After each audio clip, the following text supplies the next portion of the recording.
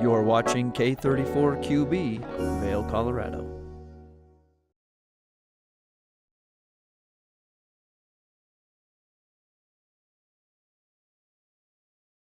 And welcome to your January 2nd edition of Good Morning Vail. I'm Danielle Turner. We have a big show in store for you today where we'll be looking back at some of our most watched content from 2023. It's been an exciting weekend for us as we look back at all we've accomplished in 2023. So sit back and relax because Good Morning Vail starts right now. Get up, get ready to start your day. The mountains are calling you out to play. Come on, we'll make you feel right at home. Good morning, Vail. See what lies in store for you. There's so many things to see and do. Summer, winter, spring, or fall. Your home in the Rockies has it all. So get up, get ready to start your day. The coffee's brewing, you're on your way. The fun is waiting outside your door. Good morning, Vail.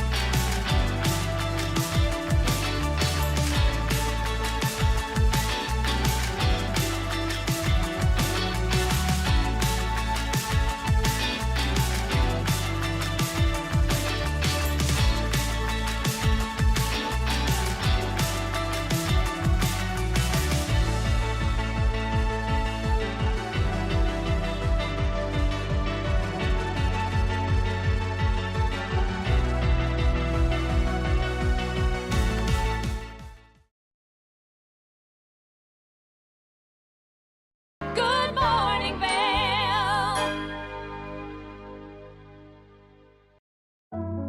Lions Head Jewelers Fossil and Mineral Gallery. Located in the heart of Lions Head Village for over a decade, our 4,000 square foot gallery boasts a one-of-a-kind experience that cannot be found anywhere else in Vail. We carry the most exquisite array of fine jewelry, high-end minerals, and museum-quality fossils. We invite you to come in and explore all the history and beauty that nature has to offer.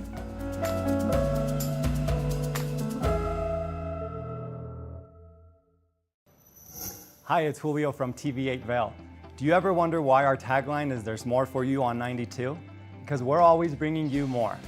More Good Morning Vail from 7 a.m. to 9 a.m. all year long. More local coverage with Vail Vibes and Covered Bridge on TV8. More opportunities to participate with new roundtable panels on mountain perspectives and our new Spanish programming block coming this fall. Find us on Comcast Xfinity Channel 92, on YouTube, or our website at tv8vail.com.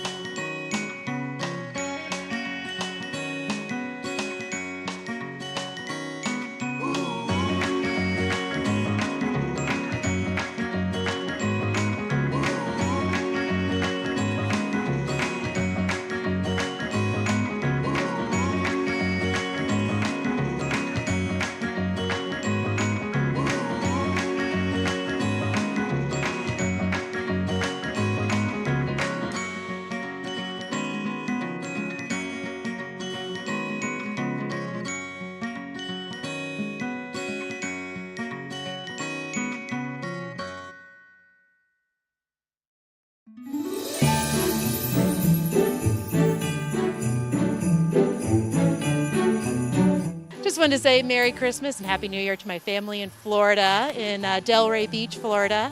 I miss you guys and wish you were here. Love you. All right, Merry Christmas, Thomas and Annie. We can't wait to spend Christmas with you. Love you guys. Hi everyone, happy holidays from Vail Health. Les deseamos una feliz Navidad y un próspero año nuevo. Have a happy, healthy holiday season.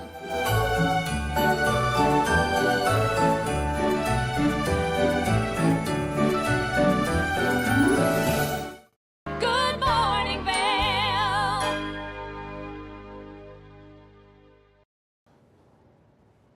Up first on our 2023 Look Back today, we see an interview with Patty Zoe from the Dew Tour. Let's take a look. Good morning, Vail. Welcome back to the show. It's a really exciting time as we are lining up for Dew Tour to take place all over, and we're here with a very special guest. I've got Patty Zoe joining me. Patty, I am so excited to meet you. Thank you. Me too. Of course. Now, you are probably one of the youngest people competing at Dew Tour, correct? Yeah. And how old are you? I'm 11. 11, that's such a fun age. Now let's talk a little bit about your snowboard career. How old were you when you got on your first snowboard? I was 2 years old when I got on my first snowboard with a lollipop in hand. Yum, yum, yum. I could imagine that you were probably the cutest person out there on the mountain, right? Yes, probably. Nobody's cute as me. Nobody's as cute as you. I 100% agree. So what got you into snowboarding? How did you find out that you loved it? My lollipops got me into snowboarding. Because when I was younger, I could only eat lollipops when I was snowboarding. Oh, so it was a bribe tool with the lollipops to get you out there on the mountain. Yes. Then what's your favorite kind of lollipop? I don't know. Watermelon or strawberry. And so then are lollipops your favorite part of snowboarding now? Or do you like that you can like totally be the coolest girl on the mountain and fly high like a superhero? It's probably because I can find mountain creatures on the mountain because it's so fun trying to find squirrels and naming them, you know. What's the best squirrel name you've come up with so far? I have a few good ones. So I named this fat little squirrel Ayumu. Well, it's very cute. And then I named another squirrel. It was like sort of longish, I guess. And I called it Scotty James because Scotty is really tall. Mm-hmm. Yeah, and he's a really good snowboarder. Do you look up to him as one of the great snowboarders? Yes, I look up to Scotty and Ayuma. They're both really awesome. And I also look up to Red Gerard and a bunch of other snowboarders. Now, you snowboard, but you also do some other activities. So what other sports do you like to participate in? I like to surf, and I surf in the summers in Waco, and I also like skate sometimes. But now, like, because of like the progression is going higher and like everybody's getting so much better, if I get on the right track, I just don't want to stop. And I have to squeeze some time for studies, and so I don't have a lot of time for skateboarding, sadly. That's okay, because I've seen some videos of you on your snowboarder, and I think that, or on your snowboard, and I think that you're progressing just fine. You're absolutely incredible. Thank you. You're welcome. Now, what got you into doing the snowboarding and all the tricks in the half pipe? So like what got me to pursue half pipe is probably like so like my first 2 seasons in Japan, they're like these in a lot of resorts, there are like these valleys, and the locals call it natural made half pipes, and I just love to ride in it, and it was just so fun going up and down, up and down. And then also when I was younger, I surfed.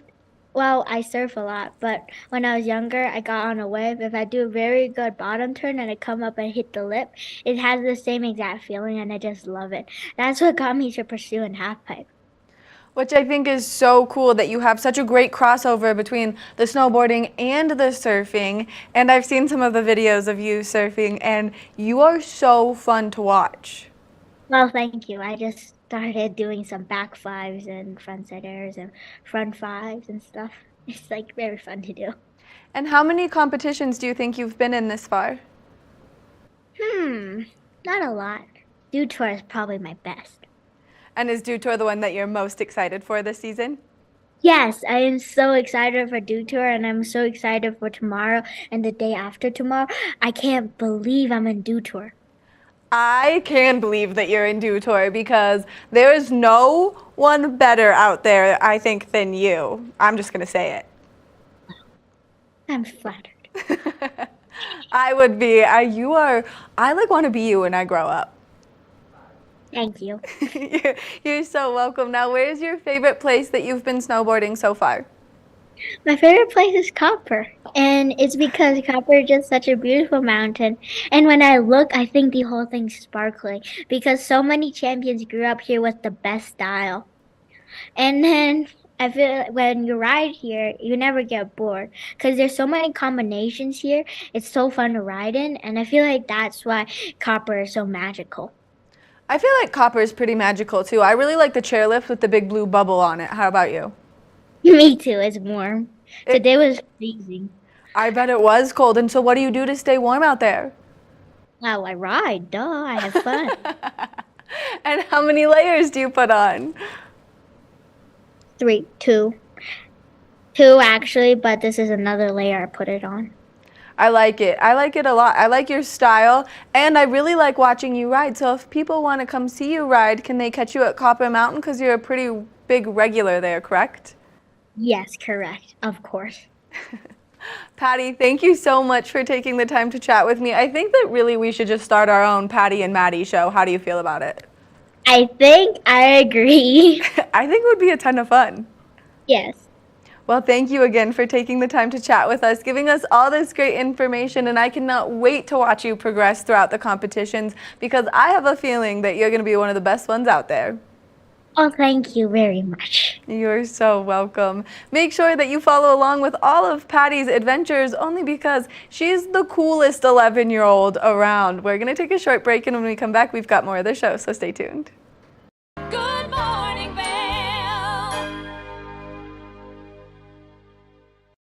Good morning, Vail.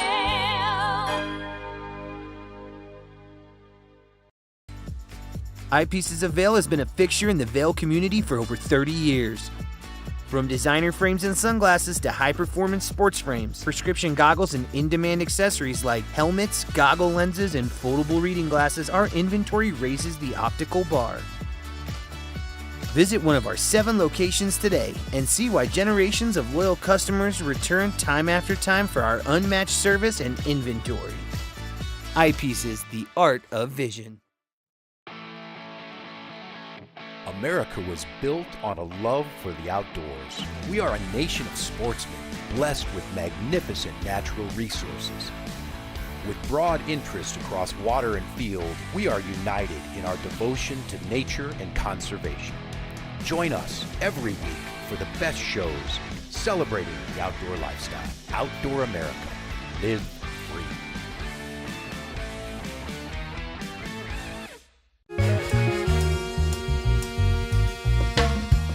My name is Tyler Alvarez. I work here at Sweet Basil in Vail. I'm a bartender here.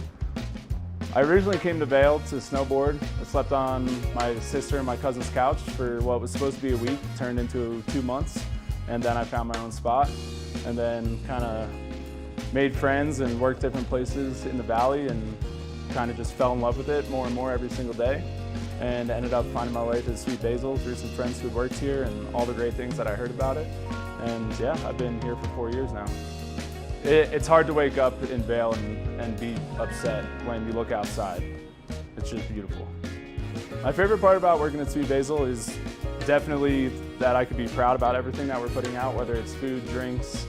We also get to be really creative here. The bartenders, the whole team here, we workshop our menus every season, so we'll start with a spirit or an ingredient, and then we get to be really creative and make a whole project of it. And then when we get the final product, it's a drink that we're all really proud of for the whole menu, and that's super fun, just being able to be creative and work with new things. And The most fun cocktails to make, though, are definitely the ones that we get to create from scratch. When people take a sip and say, oh my God, this is delicious, or they just love it. And that's probably the most fun for me, the creativity behind it and making unique cocktails. That, for me, that would be the most fun drink to make, just the one that you start from scratch and then people are excited about. I'm Tyler, I live and work in Vail. Come see me at Sweet Basil.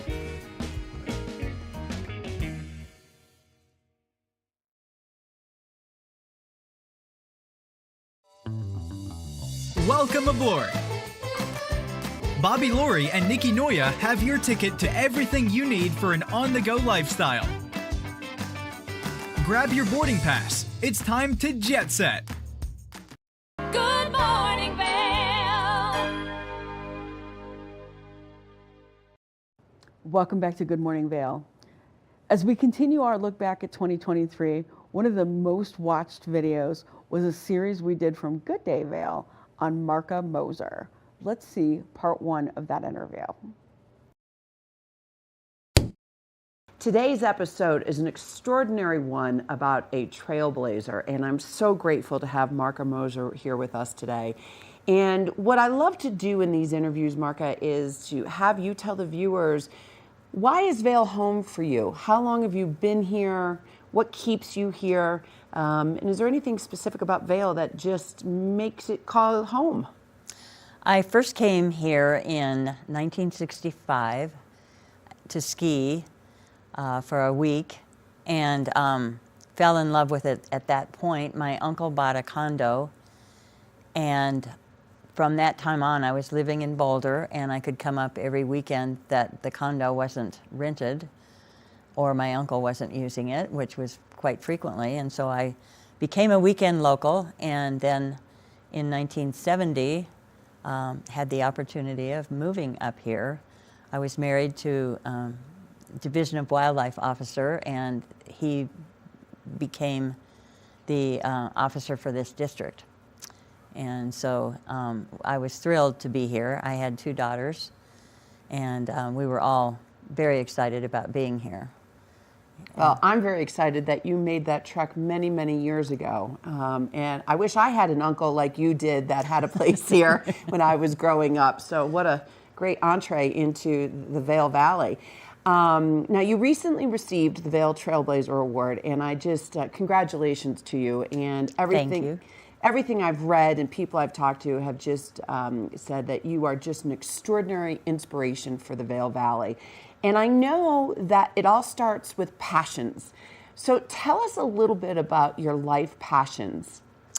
Well, I would say environment is a big one for me, and it still remains so, as we need to keep our environment safe to be able to live anywhere. And then family and children.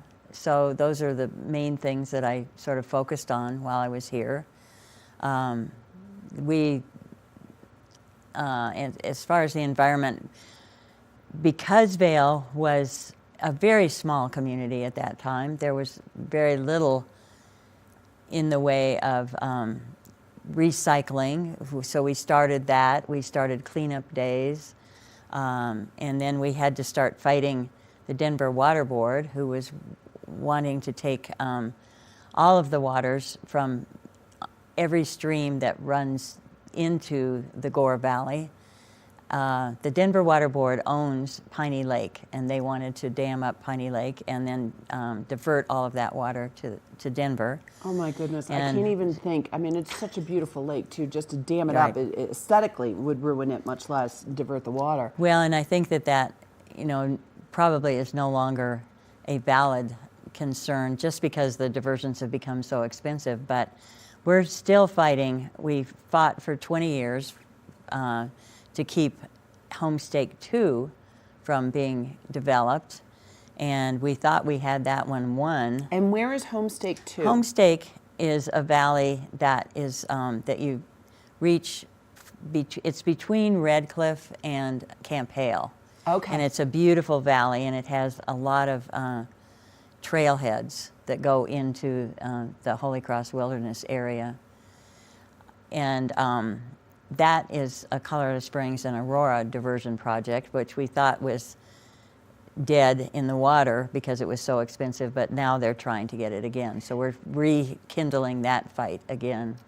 So when you say we, who is the organization that you're working with to help rekindle this fight? Well, statewide organizations now are going into this fight. We had our own, it was the Holy Cross Wilderness Defense Fund, and then there was the Eagle Piney Water Protection District, and it was, you know, those were both sort of local entities that were fighting it. Now it's become statewide and almost nationwide. Okay. What they've discovered, it's kind of an interesting story, but in the Homestake Valley are fens, which is something relatively newly discovered, but it's a almost a sponge-like wetlands that stores water. It's a natural reservoir underwater. I mean, under the surface of the earth.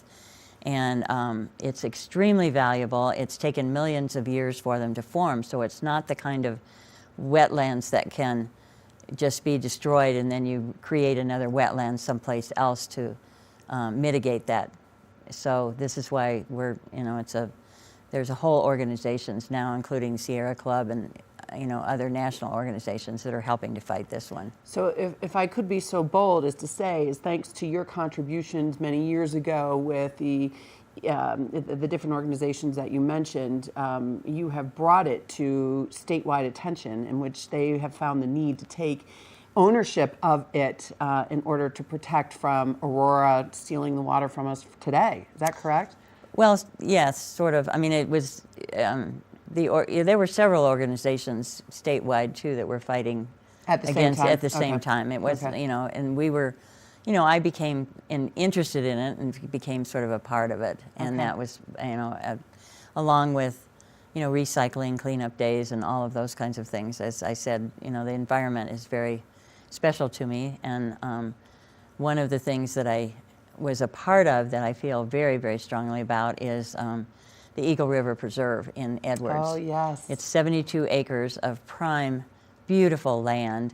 You said you've been down there with your dog. I have with my dog. It is spectacular. And for our viewers, I just want you to know that Marka was leading the charge in creating a preserve and protecting that. Well, I followed. There were other people that were sort of leading the charge. Oh, you're being humble. But I became part of a citizens group that was reviewing all of this and then helping to raise the funds. Eagle County contributed. It was a $12 million buy to get the land into open space, and it's protected in perpetuity, so it can never be developed. And as we were preparing, you mentioned that $6 million came from the government, but you had to raise, your citizens had to raise an additional $6 million to match it. Yeah, exactly. That's extraordinary. Yeah, the Vail Valley Foundation was really, you know, took the lead in that, but there were many of us that would go out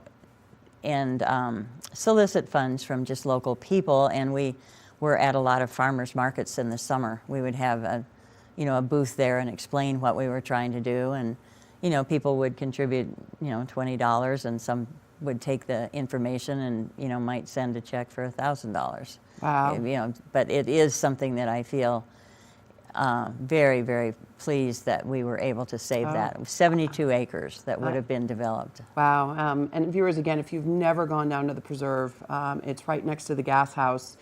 It is worth taking a walk with your dog, your family, yourself, meditate, whatever. It is spectacular. So that's one of your passions. You have many passions. And I know you had mentioned your family as another. And so education has been a huge component of your life. Maybe you could briefly just tell us how you got involved with education. Well, I went back to school. That's why I was living in Boulder, and got my degree in education. So when I came up here, I became very involved in the schools. I had 2 children that were going there. And it was a one-room country school, which is really pretty unique in this day and age, you know, in 1970, to have your children in a one-room country school that was over the what is now it was part of the hospital. And the hospital in Vail? In Vail, okay. but it was so very it was right small in the at village. that time. Yep. It was right Yep. in the village. And so I became involved in that and was a substitute teacher and helped. When we had the one-room school, there were 3 teachers that were there, but we didn't have physical education or arts and music, and so we tried to work with local people here that had some of those skills to bring them in to the schools, and so that the kids would have the opportunity to learn games. And I know one father who would take a bunch of the boys down to Minturn where there was a gymnasium so that he could teach them basketball skills and things like that. Oh, that's lovely. Yeah, that's so lovely. it was, and then, you know, musicians would come in and, you know, sing with the kids and things like that. But it was very, very special. So on that note, we're going to take a quick station break. And Marka, I just want to thank you. To viewers, Marka is just an extraordinary inspiration for our Valley in so many different ways. So please stay tuned. Good morning, Vail. Did you know that all Eagle County residents and visitors can get a free Eagle Valley Library District card? All you need is a photo ID. You get our online databases and resources, free music, free streaming, all from wherever you have internet access. Free audiobooks and e-audiobooks straight to your phone. Go into your Eagle Valley Library District branch today and get your library card. Familia, estamos muy emocionados de por fin presentarles nuestro nuevo programa completamente en español, Conexión Latina, que se estrena este lunes 21 de agosto a partir de las 7 de la tarde. Por el momento, el programa se transmitirá los lunes, miércoles y viernes de 7 a 7 y media de la tarde, con una repetición de 7 y media a 8, así que no hay excusas para perdértelo. Te recuerdo que puedes sintonizar nuestra programación a través del canal 92 de Comcast, nuestra página web tv8vail.com y nuestra página de Facebook TV8 Conexión Latina. Acompáñanos en esta nueva aventura llena de información y entretenimiento local. No te lo pierdas.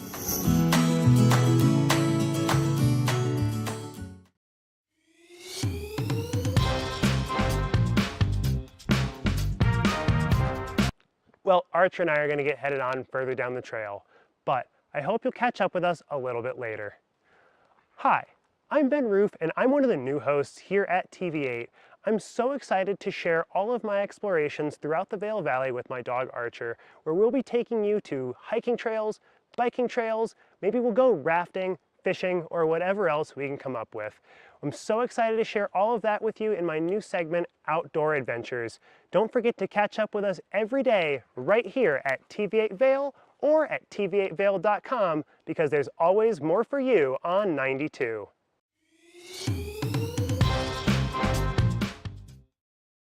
Do you have an interesting hobby or skill you'd like to share for Vail Valley? We want to hear from you. We're looking for people to share their musical, artistic, culinary, woodworking, athletic, or technical talents on Good Morning Vail. If you'd like to share your talents with the community, email Danielle at tv8vail.com. Join the community conversation. There's more for you on 92. Experience the magic of the season like never before with the Leadville Railroad on our Holiday Express. Gather the family for an enchanting journey filled with dazzling displays of twinkling lights and festive decorations. Create cherished memories that will last a lifetime on this unforgettable train adventure that captures the spirit of the holidays. Booking information at leadvillerailroad.com. Good morning, Vail.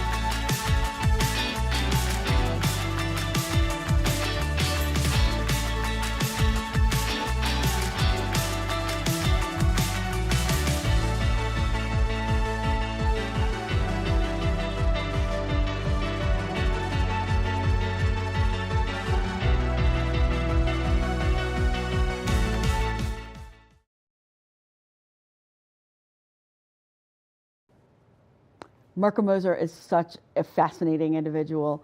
It's no surprise that she would crack the top of our 2023 list. Let's get back to that interview now. This episode is a spotlight on the Vail trailblazer, Marka Moser. So Marka, as we were discussing before, the key to your success of impact in the Valley and receiving this award really started with your passions. We talked about the environment, we talked a little bit about education, but I'd like our viewers to learn more about some of the accomplishments that you had around education.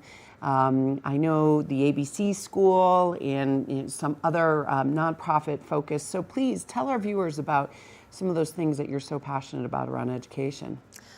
Well, when I first moved here, I didn't have young children. I had older children that were in school, but I had 2 boys, and so there was a preschool that started at Meadow Mountain. It was in the lodge at Meadow Mountain, but that was going to be torn down. So we needed to find another school location. We went to the town of Vail, and they were able to supply a space, and I think we rented it for $1 a year or something of that nature. And what year was this again? That would have probably been in 1970, probably 74, 75, something like that. So I'm not sure exactly. Ago, right. And we had a wonderful director whose husband was a contractor, but we were able to buy a modular bank building that was not being used any longer, and we were able to move it by trailer onto the site, which had a downstairs, so they'd put a basement into it, so that would be adequate enough for probably about 40 children. And so we got that going, and it was interesting because one other woman who was on the board with me at the time, she and I signed the mortgage, but we forgot about it until about 20 years later when it was paid off. And both of us were appalled that we had, I'm not sure how much it was, but we had signed a mortgage for this preschool.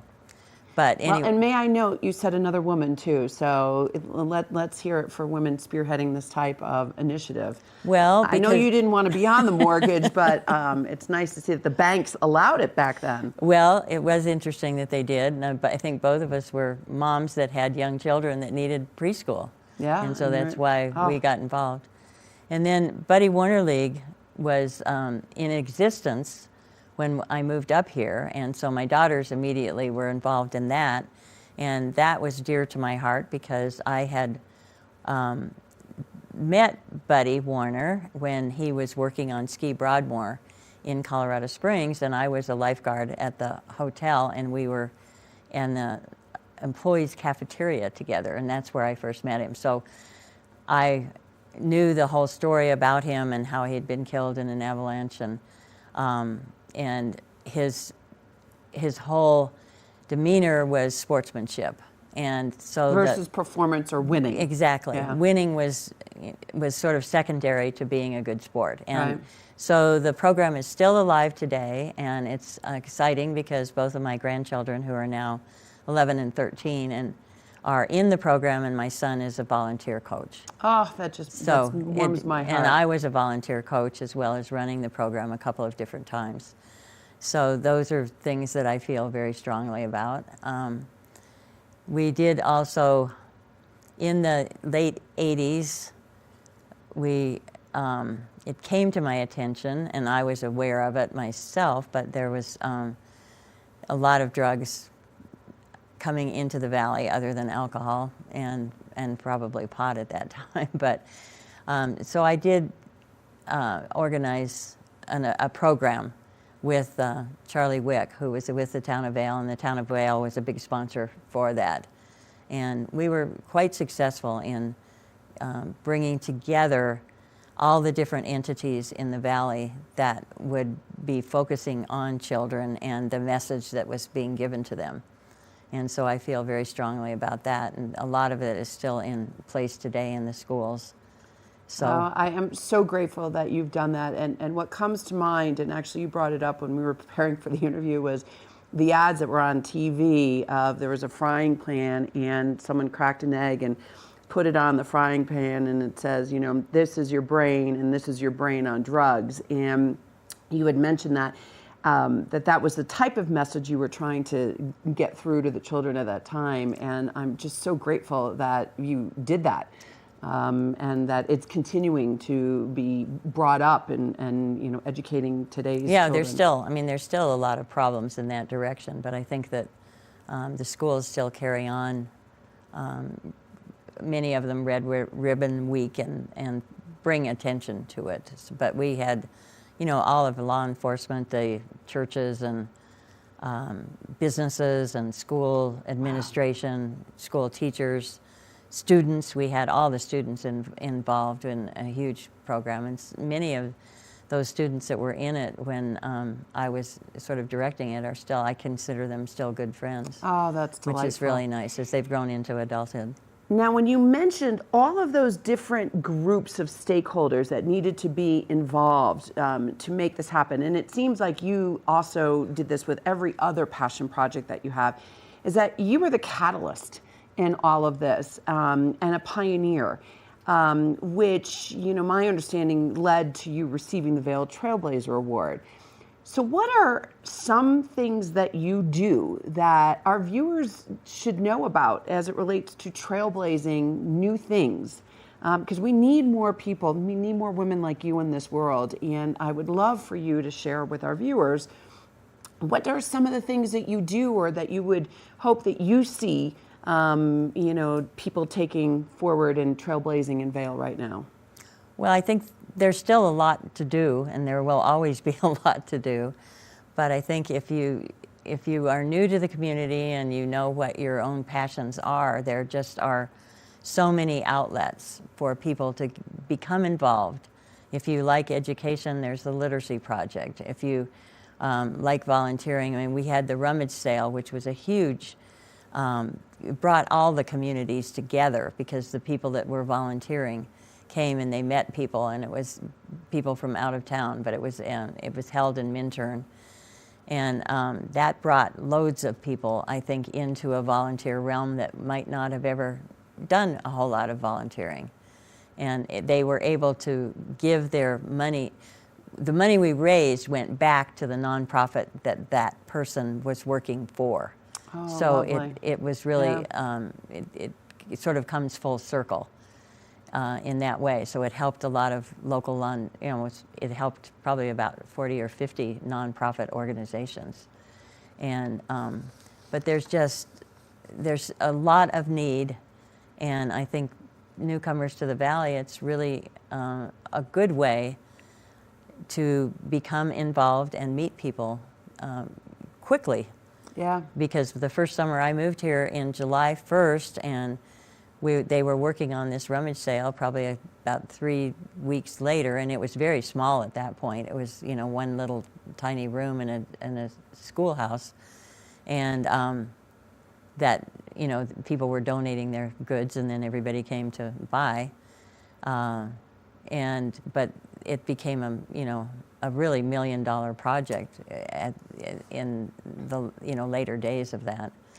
What you're making me think of right now is that people are always looking for ways to volunteer or to give back to the community. And I've noticed that people really get into the arts and the dance and, there's a wide variety of passions that people have in that arena. But what I love about your story is it's about humanity. The passions that you have chosen and that you have trailblazed and pioneered through this valley have really been about advancing the humanitarian efforts of the Valley. And that's what I just now talking to you, that is extraordinary. And I really hope viewers see that opportunity. One of the things that I've learned in these interviews is that our minority population is growing, and in a very short period of time will be at the same level, 50-50 level.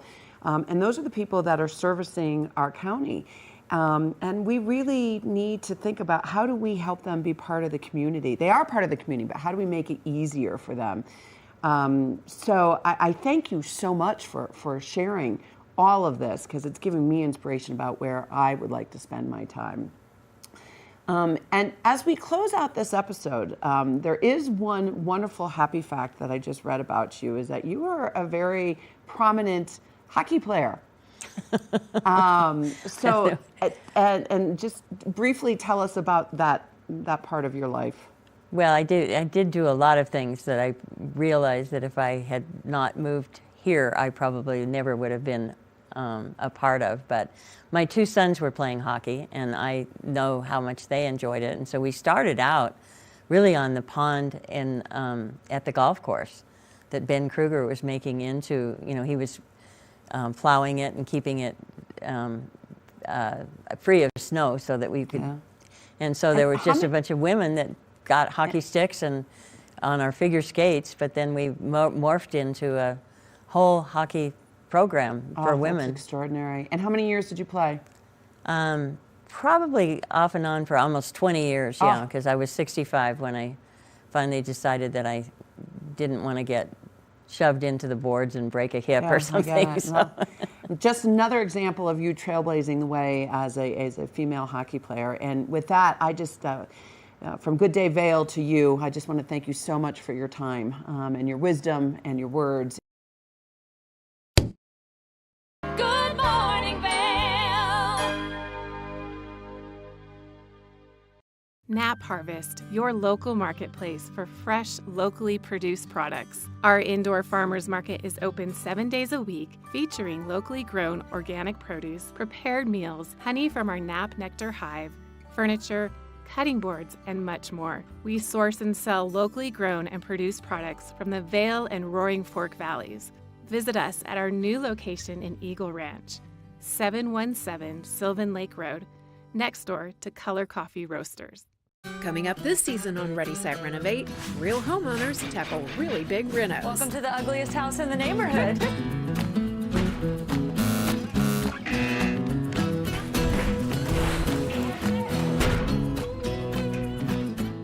It's a wild ride from before to after. If we go to the tile store one more time, only one of us is coming out alive. Well, I didn't know he was going to do all that. Between the budget and the timeline, it's makeover madness. When you're in Vail, you're in vacation mode, and you need a flexible home tour experience that fits into your schedule. We've transformed how you view and buy homes in the Vail Valley. With immersive, cutting-edge technology, you can explore properties 10 times faster. In our lounge, we guide you through this digital world on a 16-foot screen where you can imagine your next home in comparison to your favorite recreational spots.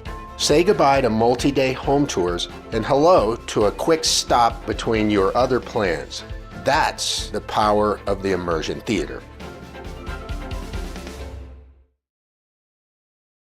I'm Amy Goodman, host of Democracy Now!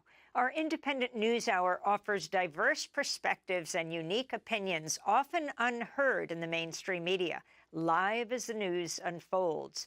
Tune in for Democracy Now!, the War and Peace Report, weekday mornings at 9 and evenings at 6 on TV8 Vail, Comcast Xfinity Channel 92.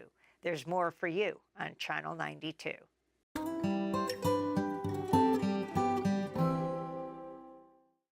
Good morning, Vail. Welcome back to the show. As we continue our look back at 2023 highlights, it's no surprise that our friend Chris Bavona from Ski Town All-Stars would make that list. Let's take a look back at one of our interviews with him. Good morning, Vail.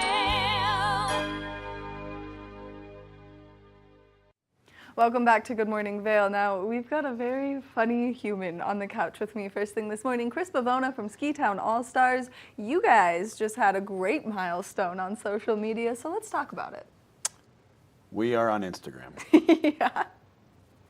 I know. And TikTok. And you just hit how many followers on Instagram? We just hit 60,000 followers on Instagram, which is pretty wild.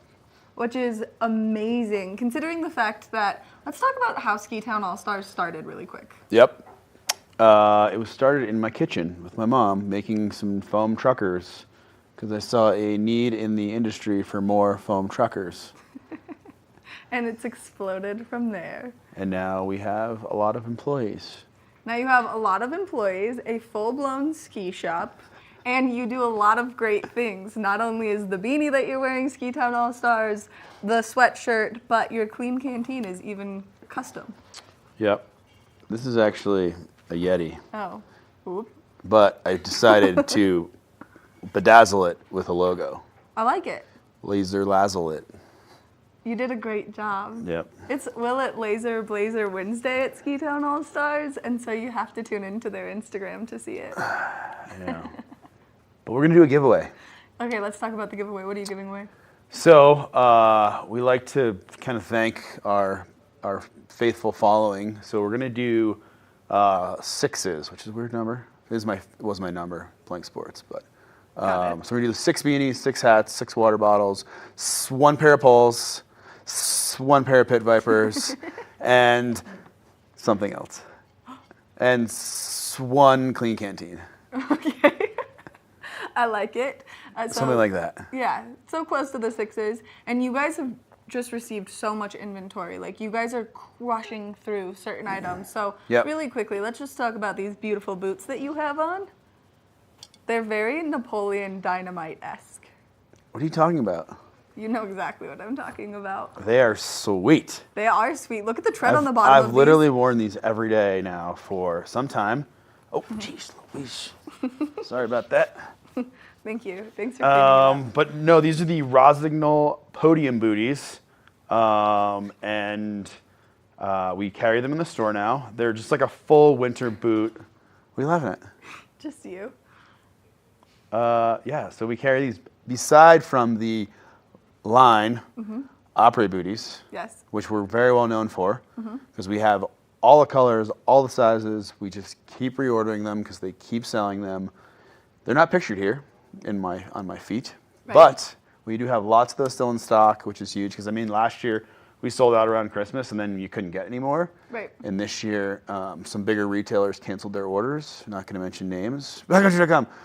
And we basically bought all of those ones. We have no affiliation, right, with them? No. Good. Backcountry.com. Okay, just stop saying it. The once was enough. Now, we've got the booties up on the screen right now, and you've got some great colors, some different styles, some different sizes as well. Maddie, what's your favorite color on there? I'm going to say that I like the solid black. Really? Yeah. Thought you would have gone lilac. I would have gone lilac, but so my favorite Ski Town All-Stars beanie for a very long time was my lilac beanie. And what happened? Did it break up with you? Did it fail you in any way? Stop, my cheeks are turning red and I can't talk about this. Yeah, something like that. Okay. It got stolen. Oh my goodness. I know. And then they wrecked it. That's heartbreaking. I know. Like therapy worthy. I know, and so now Hat it's not my therapy favorite. worthy. It's not my favorite beanie anymore. It doesn't make it out and about very much. But the one that I do love is the customized TV8. More for you on Channel 92, pink one that I love so much. I got some good news. All right. You ready? Now, folks, we have our own custom beanie blanks. So basically, over the past 6 months, I've been working on trying to make blanks for us that I don't have to buy in China. I can buy them in North America. So they're actually being made in Canada, which is huge. So starting Friday, we're going to roll out to where all the blanks we're going to use are going to be made in North America / Canada. And I'm pretty stoked because I picked all the colors myself. And we have way too many in stock. But I'm pretty stoked because it's just nice to be able to source things not overseas. Right. And then we can obviously make the patches in-house. We can sew it on in-house. So it's like as close to made in the Vail Valley as humanly possible for the given circumstances of the global economy. For the people. It's all for the people. So any new exciting colors? We basically just went with like our favorites. Okay. You know, like the lilac is up. We have blanks in the lilac and the waffle and the jade. We've got the caramel color, black, navy, heather gray. So basically like the top hits that people always ask for when we do custom. Because we still do tons and tons of custom beanies, but I'm just really excited. I mean, and like they're way more expensive, but like that to me means a lot that we're trying our best to get things, you know, at least North America. Honestly, Canada's pretty freaking cool. Yeah. Might even be cooler than here. I don't even know. You don't even know. You don't even know. Now, we've talked I mean, I was in Canada last year. It's awesome. We've talked about some of the other great things that you guys do. You also have a new ski shop. We do. We sell skis. Tell us about it. Lots of them. So basically, it's been voted the sexiest ski shop in the world. By who? Yours truly. Okay, just making sure. And we basically have probably arguably one of the best ski selections in the valley for skiers. I'm not going to mention names, but you go into other shops and all the skis on the wall are like this big. I mean, who skis on a ski this big? You ski on bigger skis than that. Yeah, you're right. Anyway, we've got real skis for real skiers, all sizes, all the way up to like 193 in a lot of them. We've got a ton of demos now. We're working on our demo list that we're going to post on the website. But we've got the Fishers in demo. We've got the Vocals in demo, the Kendo, Mantra, Secret. We've got a bunch of K299 TIs in demo. Basically, like the best skis for this year, we have in demo. And a lot of people come in and either just demo skis, or the big thing is they can try a ski for 2 days, and if they like it, they buy it. And that's happened a lot this year. I think getting people in the right skis is huge. You know, so many times you go into other shops, not going to mention, they're going to be like, this is your ski. Mm-hmm. And then people are like, okay, here's my credit card. Like they don't know what to do because some of these high pressure salespeople. But we like to make it a convenient, comfortable buying experience. I love it. Yeah. I love it, and especially because as a female who's skied for my entire existence, sometimes when I go in and I'm like, hey, I'm just going to take a demo ski out, I know exactly what I want. They always try and talk me out of it and Yep. give me something smaller and softer than what I'm Yep. asking for. And so to have a place... And you like it bigger and stiff. Yep, that's how I like my skis. Me too. It's great. Yeah. It's super great. Now, let's talk about some of the great bindings that you have. So we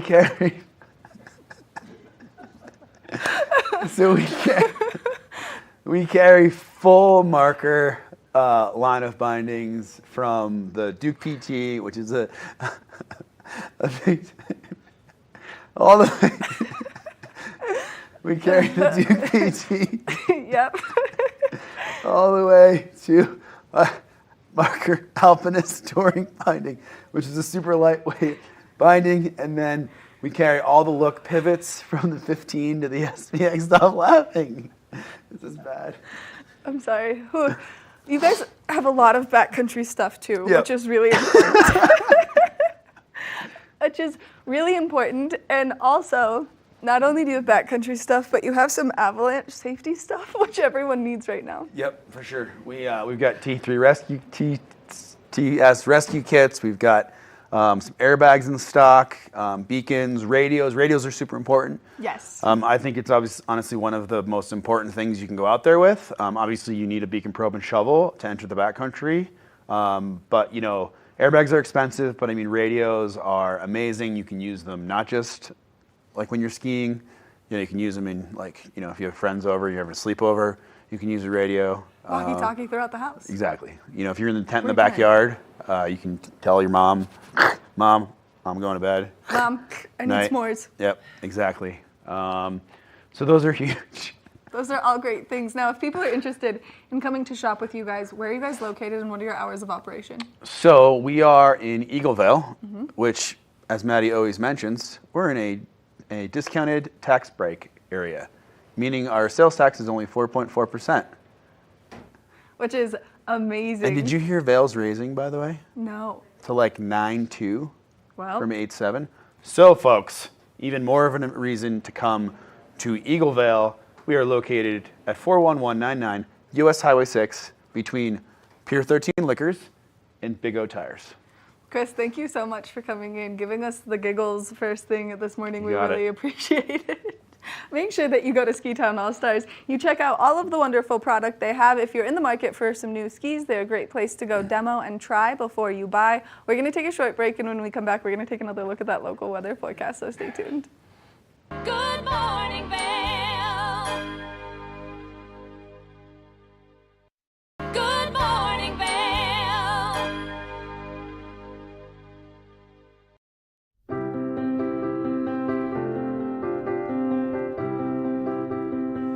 Hi, I'm Ben Belgrad, and I'm the owner of Drinking Vessels here at Bat Country Studios in Minturn. And I've been in the Valley for 7 years.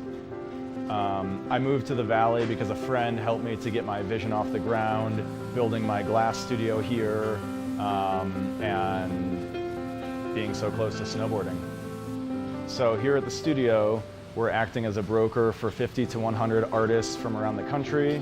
We also offer glassblowing classes, and we bring many artists from around the country here to be able to work and create art collaboratively and be so close to skiing and all the activities we have here in the Valley. Here at Drinking Vessels, we specialize in handmade glass drinkware from artists around the country and around the world. Some of these are produced as more of an item you could get in sets and kind of get different color options as time goes on. And some of these are completely one of a kind and really high-end art that's unlike anything people have seen before.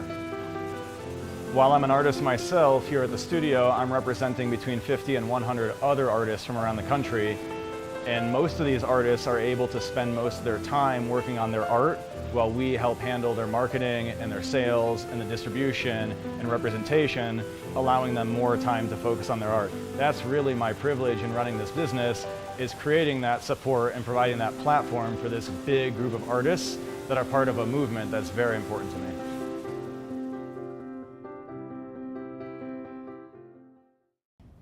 Did you know that all Eagle County residents and visitors can get a free Eagle Valley Library District card? All you need is a photo ID. You get our online databases and resources, free music, free streaming, all from wherever you have internet access. Free audiobooks and e-audiobooks straight to your phone. Go into your Eagle Valley Library District branch today and get your library card. Come on!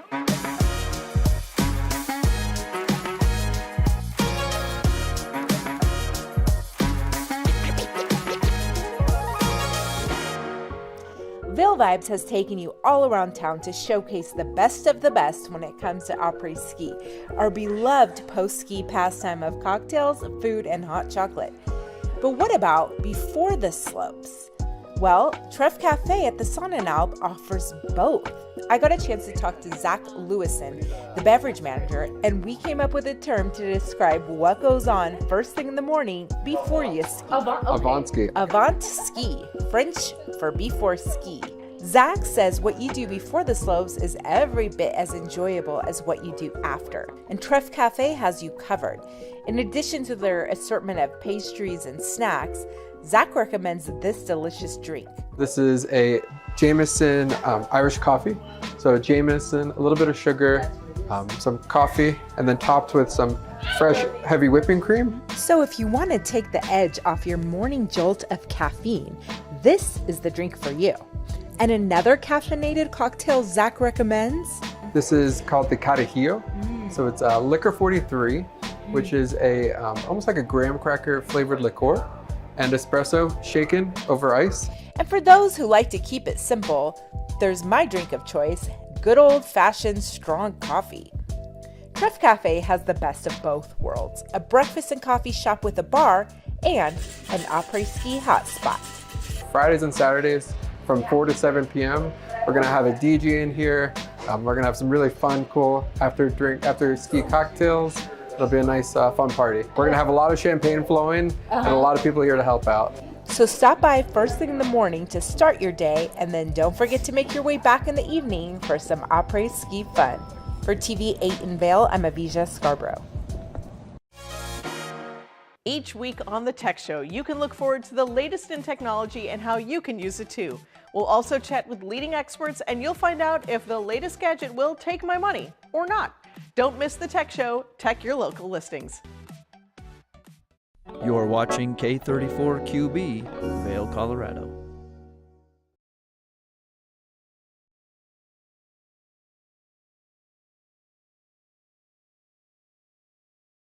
Good morning and happy January 2nd, 2024. I'm Danielle Turner. Thanks for joining us this morning for Good Morning Vail. On today's show, we're looking back at some of our highlights from 2023. So sit back and relax because the second hour of Good Morning Vail starts right now. Get up, get ready to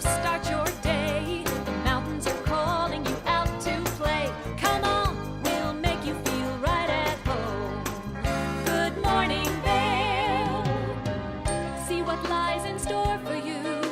There's so many things to see and do.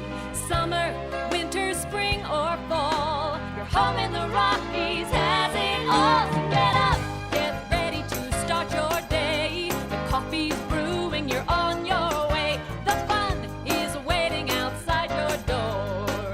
Good morning, Vail.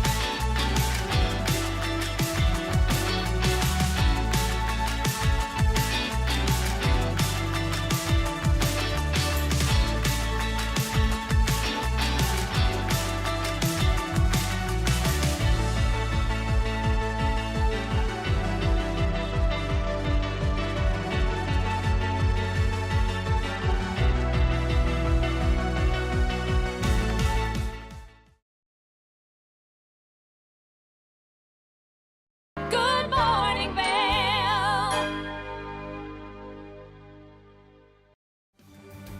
8-time Emmy-nominated Animal Rescue is a half-hour television series showcasing the heroic efforts of people helping animals.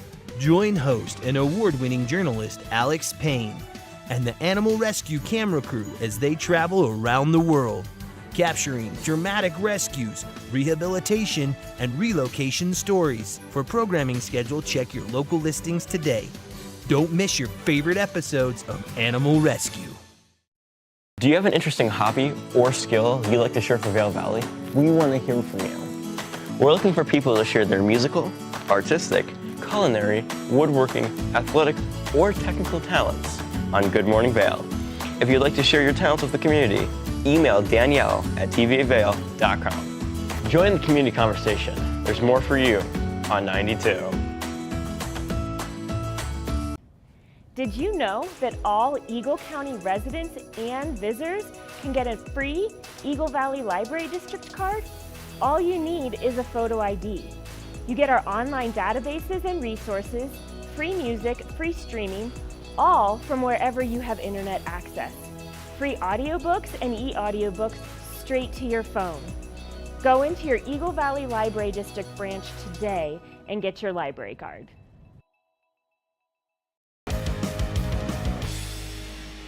Welcome to Street Magic. I'm Elizabeth Stanton with some of the most terrifying stunts, extraordinary extreme escapes, and the most amazing cutting-edge magicians you'll ever see in one show. Get ready to have your mind turned inside out. The hand is definitely quicker than the eye. It's fake!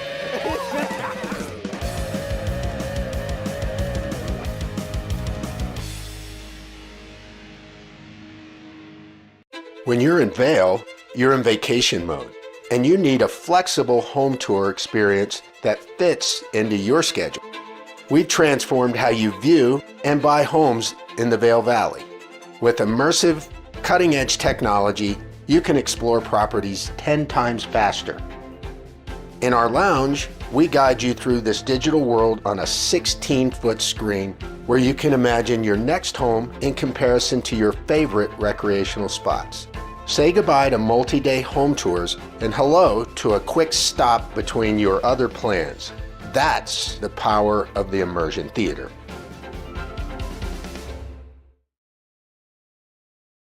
Are you looking for exciting and nutritious recipes to cook at home? Watch Colorful Cooking with Tracy Miller on TV8 Vail. Tracy brings you the best in fresh and healthy foods for the active outdoor lifestyle.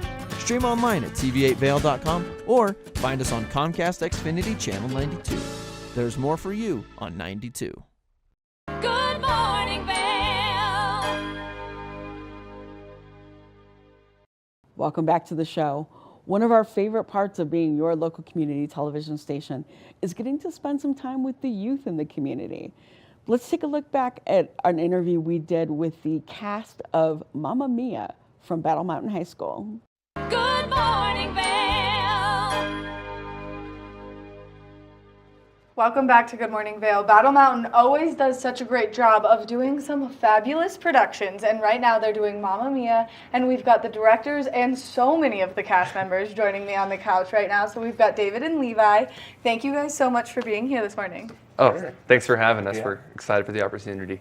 Well, we're always excited to have you guys here because my favorite part personally is all of the costumes that we've got going on. And so I think the best way to always do this is we're going to start over here. You're going to introduce yourself, what grade you're in, and then your role in the production. Sure, yeah. I'm Presley Walters. I'm a sophomore, and I play Allie, which is one of Sophie's friends. I'm Dylan Stepanek. I'm a junior, and I play Lisa, which is also one of Sophie's friends. I'm Allie Jacobs, and I'm a freshman, and I'm just in the chorus. Well, I'm Nina Nemkinen. I am a junior, and I'm also in the chorus. I'm Milana Daniel. I'm a freshman, and I play Sophie. I'm Isabel Applegate. I'm a junior, and I play Rosie, who is one of Donna's best friends. I'm Vivian May. I'm a junior, and I'm playing Donna. I'm Phoenix Wellbaum. I'm a sophomore, and I'm playing Tanya, who's also one of Donna's friends. I'm Calvin Parrish. I'm a senior, and I'm playing Sky, which is Sophie's fiance. I'm William Pica. I'm a senior, and I play Sam. I'm Silas Heapy. I'm a sophomore, and I play Eddie, who is a friend of the groom. All so much fun. So Mamma Mia is hands down one of my favorite movies ever. Our director, who is behind the scenes right now, gets often annoyed because I run around singing all of the lyrics to this song because I love ABBA. And so are you guys beyond excited for this? Oh, yeah. Yes, Yeah. absolutely. A lot of the students knew and loved ABBA because of the movie beforehand, and those that didn't know ABBA are now really, really into it. I mean, who's not really into ABBA? Yeah. That's my main question. How long have you guys been working and practicing all of the songs, all of the dances, and everything that's gone into it? So we had auditions in December, and then we started rehearsals the very first day of school in January. And so we were totaling up the hours of rehearsal with the full cast, and it's been just under 100 hours of full ensemble rehearsal, not to mention probably dozens more of individual coaching with leads and other dancing choreography. Wow, that is a lot of time spent working on this production. And now, I mean, who is excited for what part of the play? That's a tough one. I know. I like hitting you guys with the hard questions. Well, I don't want to give it away, but the curtain call is amazing. But that's all I'm going to say. All right. So you like the curtain call. Yes. We've had you on multiple times. You guys have actually both been here quite a few times on the couch with me. And so why don't you guys tell us what you're most excited for in this production? You go first. All right. Well, here's what I think. I think the overall production as a whole, like I could single out a single, piece or a single particular scene, but I think what really brings it together for me is I just think the people that we have together on stage and the directors that we have. I think our rendition of this is really unique and really special for what we have and for the people in our school. And I'm just looking forward to putting it on for the people in this valley and, just being together with my friends here. I'm excited for any scene with the dynamos. They're very fun. The costumes behind me, it is full sparkles. So if you like glitter, well then you should definitely be at this production because it's going to be a ton of fun and the dynamos have a great role. Now, for all of you freshmen in the group, what are you most excited for because this is your first year being on the high school stage? Honestly, I'm excited for everything. This whole show has just been amazing, and the cast is awesome, so I'm just excited for everything. How about you? Same with me. It's a lot different than middle school, and I feel like it's a lot better, and I love the group of people I'm with, so. It's a good learning experience. I feel like you get to make friends in the different classes. You get to hang out with a lot of different people. Now, how many of you have done a Battle Mountain production before? Yes. That's what we like to see. And how many of you have joined us on the TV8 couch before? That's also what we like to see. We love having you guys here. We love you guys coming back. And we love when we have the opportunity to talk to you guys about this because mostly you guys have done this for quite some time. Over the course of the last year and a half, I've seen a lot of you before. Now, how many of you guys are going to take this to college with you and continue beyond high school? I'm not surprised by you two. You guys have been in every production that we've seen so far. Now, what was the biggest challenge in all of your rehearsing? Well, I think it's the amount of music and dancing in the piece. Like so over 20 songs, I would guess. Like it's kind of nonstop songs. So I think that would be the biggest challenge. Yeah. Now, as directors, how has it been kind of getting everything together, making sure your costumes come together, all of your sets come together with such a large production because there are so many different scenes that are so crucial to this production? Well, I'm a big fan of the proverb, it takes a whole village to raise our children. Or one child, and it takes a whole lot more than that to put on a musical. And so it's a huge shout out to our team of volunteers, including Shannon and Donna behind the cameras right now, and other parents that have helped with costuming, organization, communication. Our choreographer Meredith has been fantastic in addition to us as directors. We've got a lighting team. I mean, it's been a lot of people, and I've probably missed about 10 more. Yeah, the build team, Deb Detmers is like my right-hand person with painting the sets. It's one of the biggest like team building things that I think a person can do because it's so many different aspects to come together with one single focus, and that's to put on like tell the story and put on an amazing show. Which is going to be so incredible. I love Mamma Mia, and I'm so excited for you guys to be doing this. I can't even tell you. If I were to be here this weekend, I would be in your front row singing along with all of you, especially you Dynamos, because that's one of my favorite scenes. Now, if people are interested in buying tickets, where can they go? They can go to our website, bmhsplayers.com or ticket sales right there on the flyer, and they're $10 a piece. Thursday, Friday, Saturday at 7 o'clock, and Sunday at 2 o'clock. Some great shows. You can enjoy a matinee. If you're looking maybe to get out there, hit the mountain, then relax afterwards. This is the best way to do so because not only is it How about relaxing? So they'll be up dancing in the aisles. You're right, never mind. Actually, if you want to continue your moving throughout the course of the day, well then you're going to want to make your way to Mamma Mia because you're not going to be able to stop moving, grooving, and singing along with this fabulous cast. I want to thank you guys all so much for being here. You guys all look so amazing. I'm so excited for you and the production of Mamma Mia, only because you guys do such a good job with everything you do. Well, thank you so much. Thank you. Make sure that you check out the website. You buy your tickets. They're only $10, and you're not going to want to miss this. They do the best job of bringing these incredible productions to our community, and you get to support all of these wonderful students right now and the new ones getting involved. So make sure that you go and you participate in all the fun. We're going to take a short break, and when we come back, we've got more Good Morning Vail, so stay tuned.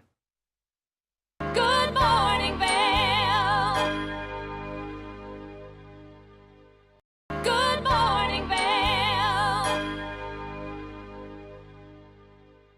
Nap Harvest, your local marketplace for fresh, locally produced products. Our indoor farmers market is open 7 days a week, featuring locally grown organic produce, prepared meals, honey from our Nap Nectar hive, furniture, cutting boards, and much more. We source and sell locally grown and produced products from the Vail and Roaring Fork Valleys.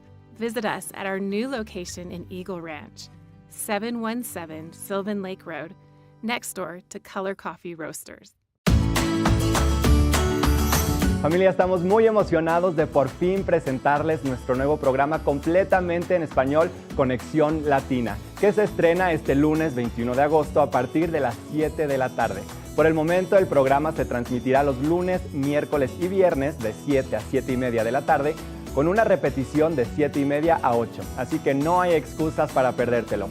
Te recuerdo que puedes sintonizar nuestra programación a través del canal 92 de Comcast, nuestra página web tv8vail.com y nuestra página de Facebook TV8 Conexión Latina. Acompáñanos en esta nueva aventura llena de información y entretenimiento local. No te lo pierdas.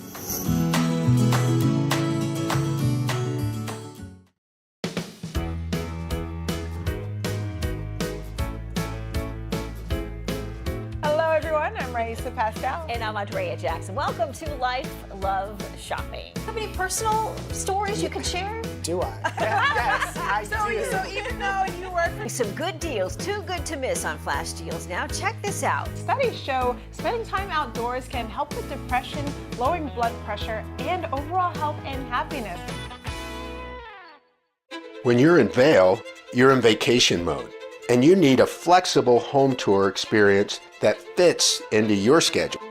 We've transformed how you view and buy homes in the Vail Valley. With immersive, cutting-edge technology, you can explore properties 10 times faster. In our lounge, we guide you through this digital world on a 16-foot screen where you can imagine your next home in comparison to your favorite recreational spots. Say goodbye to multi-day home tours and hello to a quick stop between your other plans. That's the power of the Immersion Theater.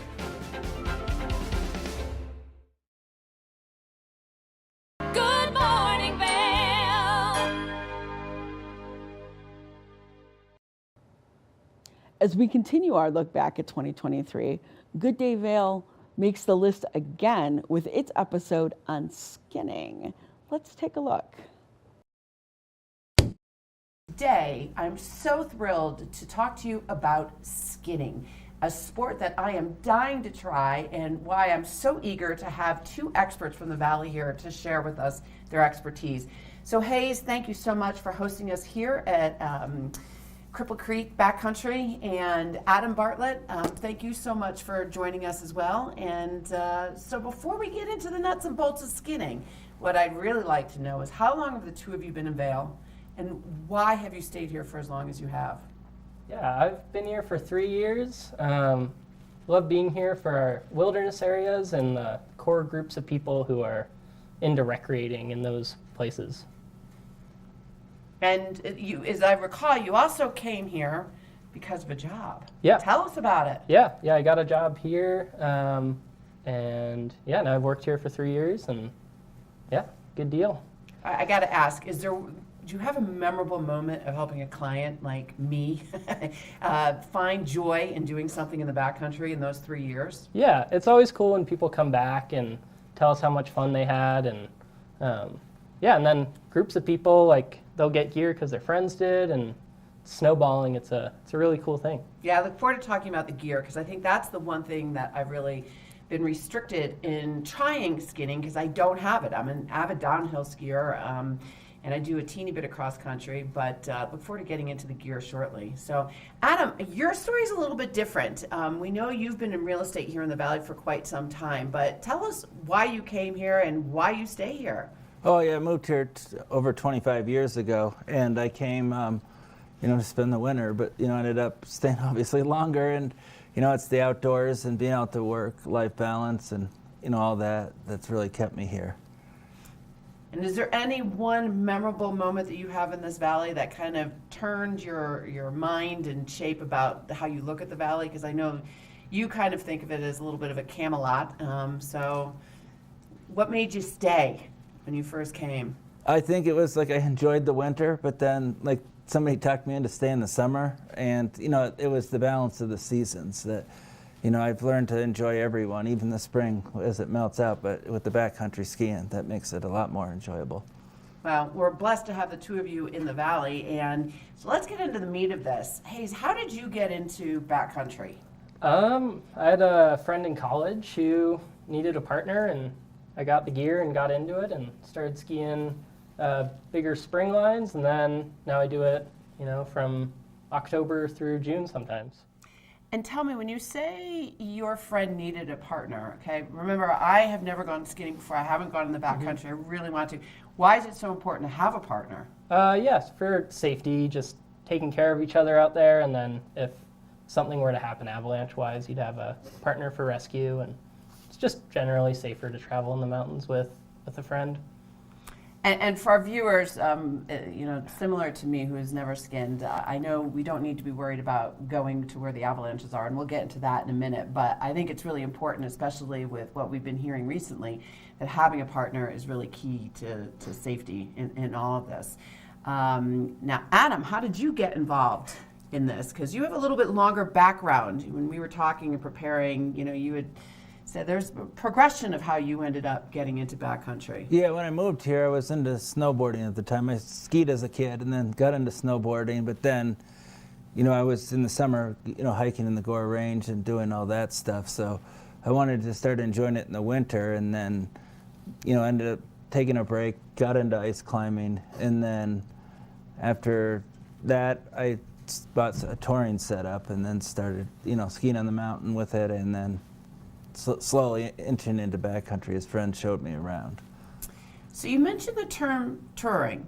Can the two of you help us understand how to really to define the words backcountry, skinning, touring, and are there any other terms that are thrown out in this vein right now, today's world? Yeah, backcountry skiing would be anytime you're skiing out of a controlled ski area. And then skinning would just be anytime you're going uphill on skis. Some people think of it more in the context of going uphill at the resort. And then touring would be similar, going uphill on skis, going around in the mountains on skis. So is there a difference between skinning and touring? I guess not. Maybe people probably use the words in different contexts, but. Adam, do you have anything to add about the terminology? Yeah, I think to me touring is more kind of backcountry, but it's not like you're going for one line. You might be, making a day out of it, go up, ski something, go down, go back up again, and then make it back. And make it back. Yeah. Okay. All right. So one of the big differences for me is obviously the equipment, because, and actually before we get into it, Adam, you had talked about the evolution of the equipment as well. Maybe you can talk about how it's just changed before we get into the specifics of it through the time that you've been out in backcountry. The biggest thing is weight. It's, weighs half of what it used to when I first started. The skins weighed twice as much. The boot technology was there, but you can have a boot that's closer to an on-mountain boot, like a resort boot, but it weighs half the weight, or somewhere similar to that. And then bindings, they just become more efficient and lighter, and you can get it's easier to get further into the mountains, in a quicker pace. Okay. So you go further faster. Yeah. Okay. So let's kind of talk about all this equipment because, Hayes, you're the expert, and I will say that this is a little bit different than what I use going downhill. So help us understand all that we need to go out there. Yeah, so the skis are really similar to what you're used to alpine skiing. They might just be a bit lighter. And then for the uphill, you'll put the skins on the bottom of your skis. They'll stick to your skis, and they grip one way and they glide the other way. And then you'll have a touring binding. These pin style bindings work really well. So for the uphill, when you say pin style, is that because there's pins there? Okay. Yeah, so you're locked into the binding by these 4 points, which is crazy to think of, but they do work really well. So when you're going uphill, you'll just be attached in the front of the binding, and your heel will be free, so you can walk up the hill. And a lot of bindings have risers to make it easier when it gets steeper. Oh, fascinating! That's very cool. Yeah. And then when you come down, you're locked in really similarly to an alpine binding. Your heel is attached, and you're just making alpine turns like you're used to. Okay. Awesome. Now you mentioned the skis. We do have an array of skis behind us. You mentioned that they are lighter than alpine skis. Is there anything? Well, and obviously the bindings seem much lighter too. Yeah. Those pin bindings. Yeah. Are there any other differences between the backcountry skis, skinning skis, and alpine skis? Yeah, I mean, some people pick really narrow skis if they want to go up the hill really fast. Some people pick wide skis if they're looking for soft snow. Kind of the same deal as your alpine skis, just lighter. Okay. And speaking of light, oh my God, this is like feather light compared to my boot. How long does it take to put a skin, if you're a beginner, how long does it take to put a skin on a ski? Oh, probably just like a minute. A minute? And then you skin up the mountain, and obviously you take the skins off. What do you do with the skins? Because I would imagine they're wet. So what would you do with the skins? Yeah, you can put them in your backpack, or if you're taking multiple laps, sometimes you put them in your jacket to keep them warm so they don't ice up. That way they perform the next time around.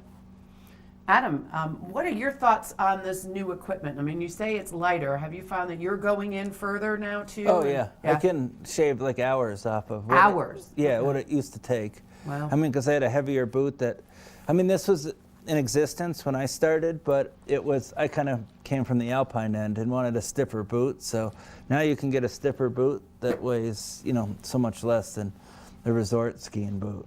Awesome. And gives you, similar performance. It's not exact, but it's very close now. So viewers, please stay tuned. We're going to take a short break. And Adam and Hayes, this has been fantastic. I've learned so much in just a very short period of time. So stay tuned. We'll be right back with the skinning episode and how you can enjoy skinning here in the Vail Valley and living your best life. Good morning, Vail.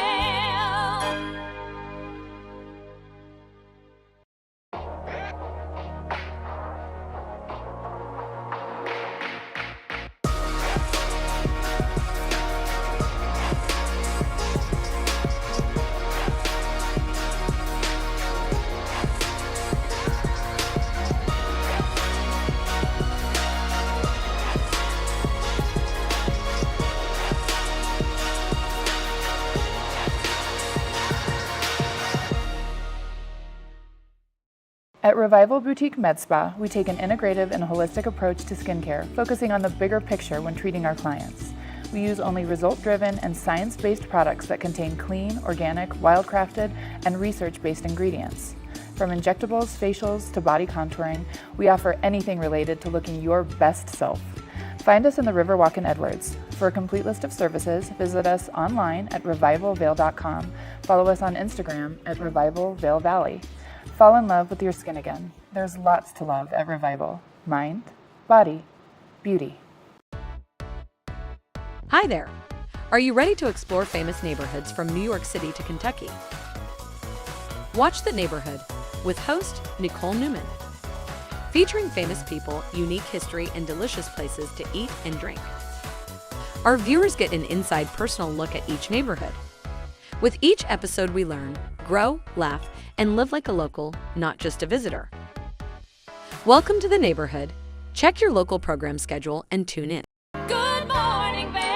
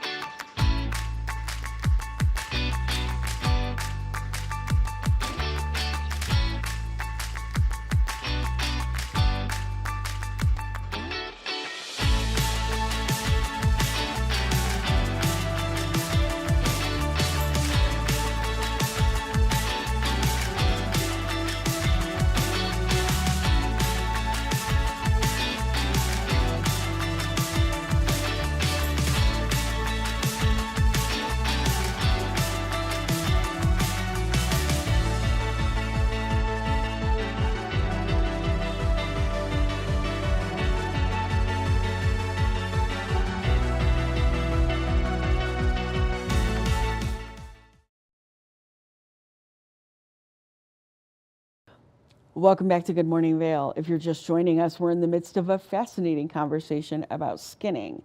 Let's get back to it right now. This is a skinning episode. I'm here with Hayes and with Adam, and we are at Cripple Creek Backcountry in Avon. So blessed to be hosted by you, Hayes, so thank you very much. Now let's jump into the specifics. Let's pretend I just walked into the store. Our viewers know that I've never done this before. I really want to do it, and it's been 4 years, and I just don't know what's holding me back. So Hayes, what are you going to do with me? Yeah, I mean, we could set you up on some rental gear, and you could give it a try for a day and go uphill at one of the local ski areas before or after the lifts are running, or head over to Meadow Mountain where it's safe to travel and find some fun snow to ski in. you mind me asking what the price points of rentals are? Because again, I only have Alpine as my background. So what am I looking to spend for that period of time? Yeah, here it's $120 for the day. That gets you boots, binding, skis, skins, and poles. And what if I came back and I wanted to buy something? Does that go towards the purchase? Yeah, we can apply some of it to the full setup. Yeah, that makes it. Okay, so now I've got the equipment, but I am a beginner, and so what do I do? Who do I go with? Do I do it on my own and figure it out? Adam, what are your thoughts? Because you did offer to take me up. Yeah. So. Well, you can do it either way. You know, I think if you're going at the resort before or after, you know, outside of operation hours, you could totally do it by yourself. It might be nice for the first time to go with a friend that can just give you a couple tips here or there, you know, so it makes it a little bit of a smoother experience for you. Okay, so we mentioned, well, Hayes, you mentioned Meadow Mountain and Arrowhead. How long is it going to take me the first time going up? I'm not a runner. I have okay breathing, you know, and I'm in decent fitness, but how long is it going to take me to get up there? Yeah, I mean, you can turn around whenever you want. That's kind of that's key, the beauty of it. So if you have an hour, you can just, you know, go up for 50 minutes, turn around, and be back at the base. But yeah, it all just depends on your pace, and turn around whenever feels comfortable too. That's key, because you know, I always feel like I have to finish it and go up to the top. So what run would you suggest at Arrowhead for me? Oh, I think it's Little Brave is the mellow one to the Looker's left. Looker's left, okay. Now, Adam, I know you love Vail, so where do you go, or where would you suggest me as a beginner at Vail? I go up Simba, and you can go around the Blackface, but it's mostly a green or a blue the whole time, but I just do that and go up to Eagle's Nest, and that's the easiest way. But you don't have to go to Eagle's Nest. You can go to the bottom of Chair 26, the Pride Lift, you know, if that's all you got time for, or whatever, you know, kind of works for you, and you know, how you're feeling, or time, and that. Now, you're talking about feeling and time. One of the things that the two of you really instilled with me is that skinning can give you a fabulous aerobic exercise.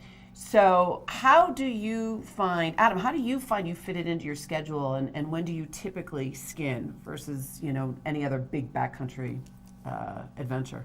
I always try to do it in the morning, or if it's on just going up the resort after hours in the afternoon. But it works first and then that. But, you know, I'll do that. But if it's anything backcountry, I always try to go in the morning before it warms up. Before it warms up. Okay, so that gets us into a whole nother conversation. For another time. Which is why I'm thinking, Hayes, that you recommended that being at the resort for the first time to really learn it is important because of the snow conditions. Yeah, it's managed. You don't have to worry about complex terrain, avalanches, anything like that. You can just focus on getting comfortable with the movement, the gear, and your fitness. Okay. Now, speaking of the gear, now Adam, you pulled out a few things here from the store just to kind of show us if, you know, you went up Simba this morning. So, you know, what do you carry when you're in the resort areas? In the resort areas, you do not need these three things because it's managed. You know, groomers are on it, but you need a backpack. So you need a backpack. Extra clothes because you're going to get damp from your sweat. Okay. So, like, I'll go up to Eagle's Nest and, you know, go inside and change really quickly so that I'm, you know, warm. Oh. But I always bring an extra, because I sweat a lot, an extra shirt, and then, you know, another jacket, and then the shell jacket on top of it. So. Okay.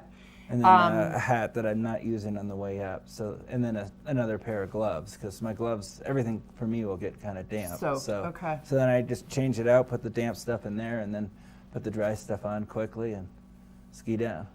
Okay, you did pull out some things, and I think this is more around the backcountry side of things, but show us, because I don't think I've seen one or two of these tools before. Maybe if you can lift them up for the camera too. Yeah, this is a beacon. This is the most important piece you'll have. If, you know, something ever did go wrong, it helps you find your partner, or the partner to find you, hopefully, without any issues. Then a shovel, you know, if that were to happen, or if you just, you know, got stuck outside at night, it allows you to build a snow cave or something like that. And then, it makes me really excited to run and go out there at that time of day. But, you know, like in the beginning, you're not going to go far. But if Yeah. something ever did happen, it can definitely help you. And then it all goes hand in hand, but it's a pro pole. It's like a tent pole that's, going to be, 5-10 feet long. They're in different sizes, but that if you're ever doing a recovery, it allows you to poke in the snow. Okay. For your partner. Because if Okay. you're picking up their signal from this, it goes from you're in search mode, you move it to send, and then you use the probe to find them, then you'll start digging if something did happen. I find this fascinating only because the last couple of years since I moved to the Valley, there's been a big emphasis on educating people about the snow and avalanches. Just briefly, even though, again, for our viewers like me that are beginning, I'm not going to be going to avalanche training, but the two of you did talk about there's quite a few resources in town to help us learn about the snow. What are those? I believe you have some classes here at Cripple Creek, is that correct? Yeah, we have some avalanche awareness classes. Friends of Berthoud Pass put something on. CIC has had some events recently, so that's a good way to get just prepped. And then past that, there are full level 1 courses to understand avalanche terrain that you can book through services like Paragon Guides or Apex Guides or Colorado Mountain College nearby. Yeah, matter of fact, I just read in the paper over the weekend that Apex Mountain School has really blown out their safety traiing. And the two of you educated me on avalanche training being the acronym ARI with different levels to it. So I was fascinated to read about that. Now, Adam, you've been doing this for a while. Tell me, how much training have you done to go out in the backcountry?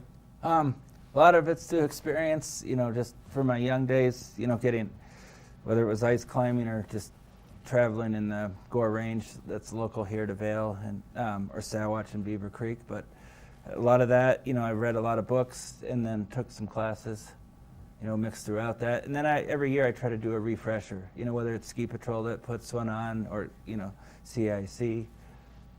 And Ski Patrol being at either of the resorts, they'll do. Yeah, and in the past they've done a lot, together with CIC. It's kind of a group effort, and just it's a good refresher, even for somebody that like me that has a lot of experience. It's good to hear it again. I think anyone that does any snow sports at all, I personally, and I'm no expert in this, but I'm going to sign myself up to learn. Now, if I wanted to get involved with a community and start, and knowing that I'm a beginner, Hayes, you had mentioned that there are a few community groups around here. Tell us about those. Yeah, I know there's some Facebook page groups where people get together to go skinning together. There's also organizations like the Gore Range Gravity Alliance that put on group skins and avalanche awareness. And then here at the shop, we have a Wednesday night group skin. So lots of different opportunities to meet up with people and get out and go uphill. Yeah, and when you become as advanced and tenured at backcountry as Adam, you had mentioned you have a group of 10 or 20 guys and gals that you get together with routinely, right? Yeah, it's a mix, but we get out, I just know enough people that I can almost start, and I'm going to find somebody I know. Out there, wherever you are. That's pretty amazing. Not if it's real deep backcountry, but definitely, if it's off resort backcountry or stuff like that, I'll find somebody I know, and I can hook up with them or vice versa.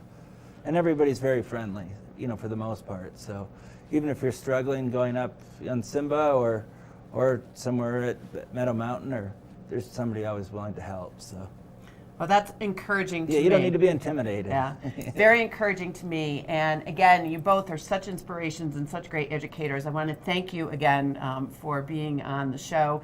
Adam Hayes, I'm Cece Zach. This is Good Day Vail. Thank you so much for participating in this skinning episode. And I hope to see you out there a year from now, because Adam's my inspiration. I want to start meeting people out there and run into them and become a community as well. Take care, everyone. Cheers. Good morning, Vail.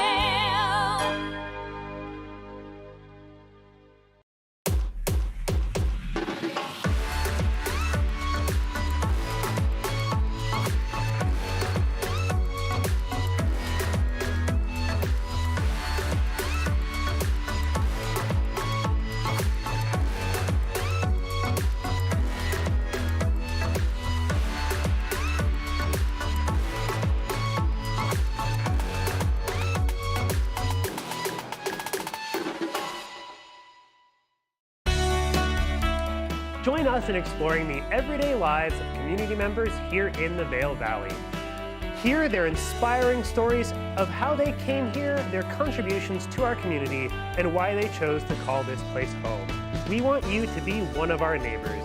If you would like to be featured or nominate someone to be featured, please send an email to danielle@tv8vail.com. We look forward to featuring your story right here on TV8.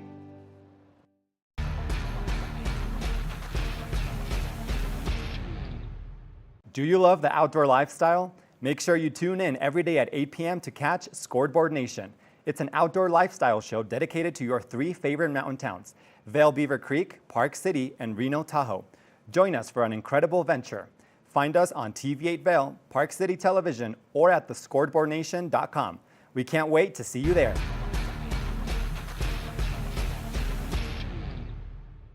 Good morning, Vail.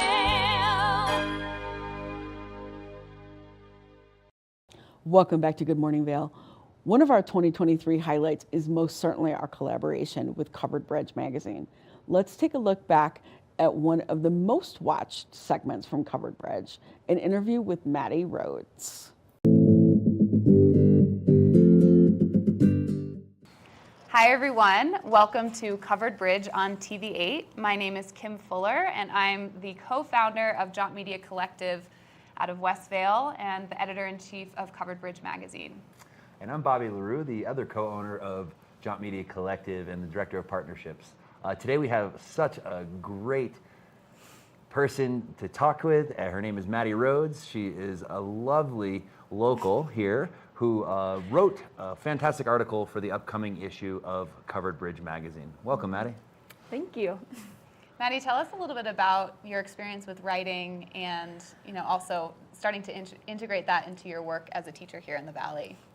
So I started writing in college and then kind of took a heavy break after college and worked in a few different fields and but felt the draw back to it. So ended up going to graduate school for creative writing, which I just finished in December. And as a part of my thesis, I wrote this essay about a hike that I did with one of our mutual friends this summer. And we hiked the Halo Ridge Loop.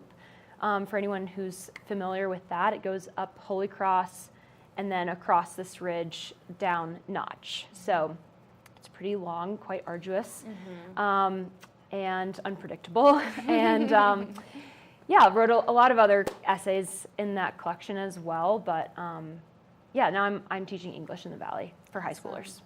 Great. Well, Maddie had sent some of her writing over to the editors at Covered Bridge, and our theme for the summer and fall 2023 issue is Journey.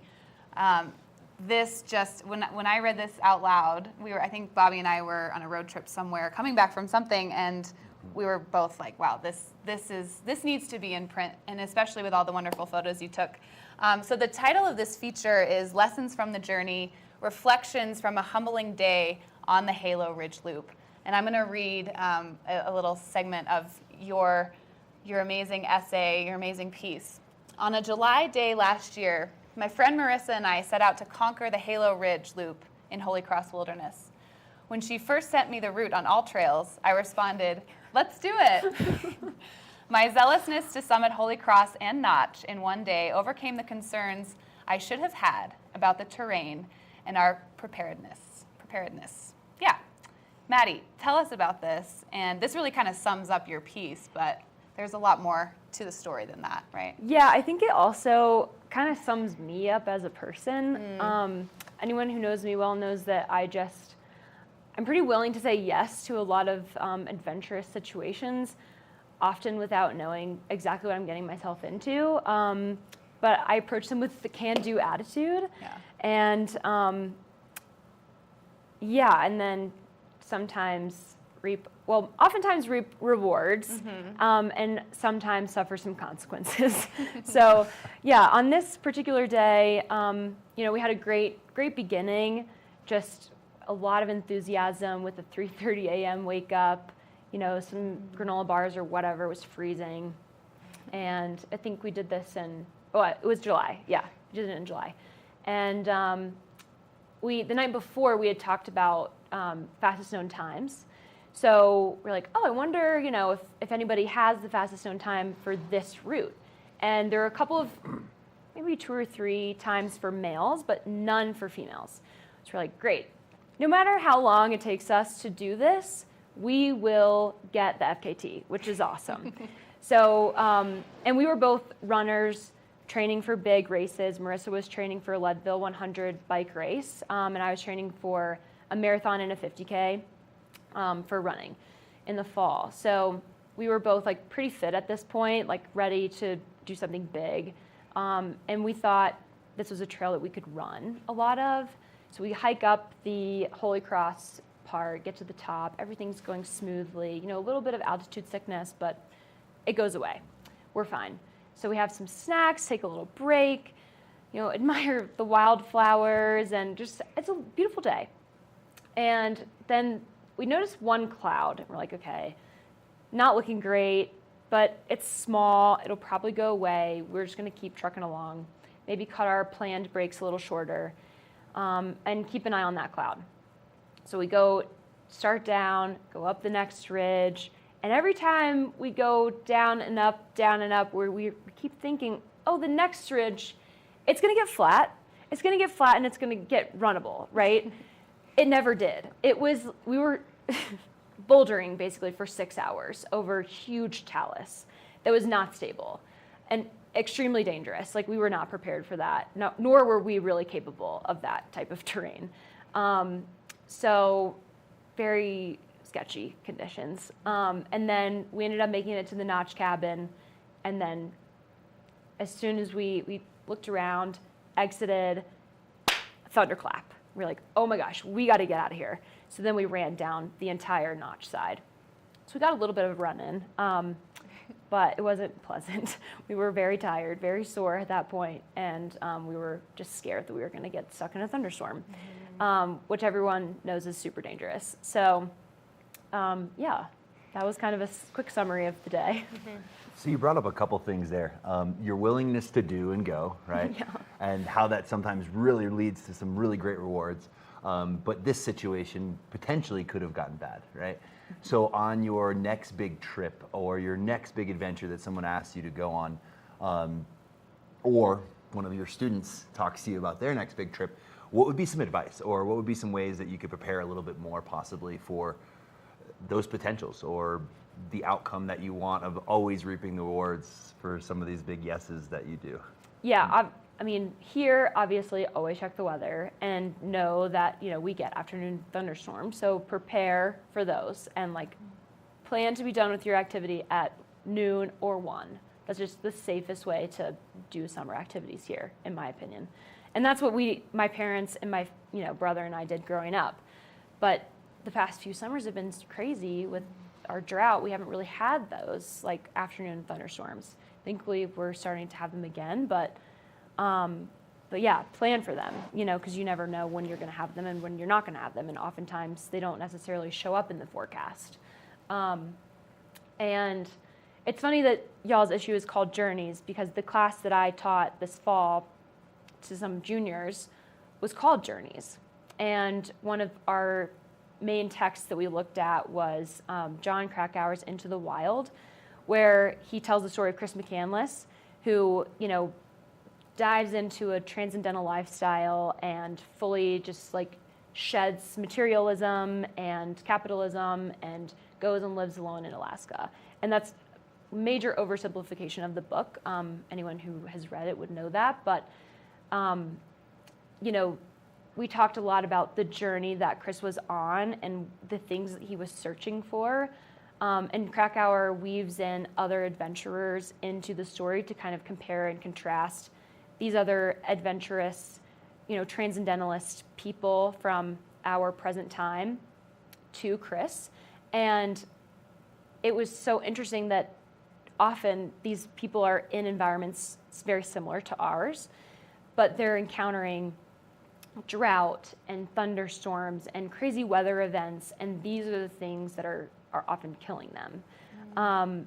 And it's unpreparedness at the end of the day. So, no matter how much experience you have, you have to always just not get cocky and not, just you keep the perspective that like you don't know what's going to happen out there, and be prepared for what could happen, like the worst situation. It sounds a little bit morbid, but be prepared for the worst. And we talked a lot about like my students' stories. What have you experienced out in the wilderness, and what stories have you heard about locally when things have gone wrong, and how can we do things differently and prepare better so that we don't encounter those situations when we go out into the wilderness, into the backcountry. Yeah, well, and what I loved when your piece all came together, because you did cut it down for Covered Bridge. Yeah. And the original is super long. I think it was something like 4,000 or 5,000 words, which is wonderful for a short book or a thesis. Yeah, right. Our features were usually right around 1,200 to 1,500, so I tasked Maddie with cutting it down, and she did a wonderful job. And what I was most impressed with as well was how you wove literature and history into this piece on your experience of being out there that day, and then looking into some of the history around Holy Cross and the area, as well as Thoreau, Krakauer, some of these amazing writers that have touched on topics like this. And talk to me a little bit about that. Talk to us and the audience about that process of creating a piece that wove all of that together. Yeah, so that's one of the things. My concentration in graduate school was creative nonfiction, which most people don't really know much about, but it's true. Well, there's a website, a publication called Creative Nonfiction, and their definition is true stories well told. I love that definition because it sums it up very succinctly. So creative nonfiction is a true story that's told in a creative way. So it, you weave in, like in my piece, I wove in local history that people might not be aware of, and it's relevant to my story. So it's not just what happened to me on this day, but I use imagery and I use history, and I just synthesize all of these things together to create something that's new and true, but different. So if you're not familiar with creative nonfiction, please Google it. It's great. But I've always had this fascination with Gilman and the history of our valley. And so when Marissa sent me this trail, I saw that it went over Notch, and I was like, oh my gosh, this has been on my list of things to do for a long time. Go up on Notch, see the view to Gilman from up there, and just like kind of absorb what it would be like to make that trek back in the late 1800s, early 1900s. Like, that is crazy to me that they were doing this with none of the supplies or the equipment that we have now that make it easy, and not even like the same trails that make it easy. So that was part of the draw to doing this hike in the first place. And so I felt like it was a necessity to weave all of that in. But also, it's not, I don't know, like my writing, it's not just about me. It's not interesting if it's only about me. It's only interesting if you make it more global and more tangible to a broader community. Absolutely. Well, yeah, you did a phenomenal job. And for those who haven't yet read this article, definitely pick up a summer and fall issue of Covered Bridge magazine. And you can also read the article online. But any closing questions for Maddie, Bobby? No, I think it's been great to have you on, but it's super unique how you go on this really crazy experience, and it prompts you to write. And I think that's what's cool about this, is like any experience can be something that allows you to put pen to paper.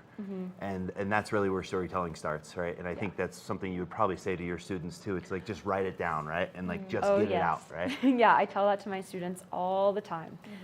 Put it pen to paper. It doesn't matter if it's good, if it's bad, if it's incomplete sentences, complete sentences, bullet points.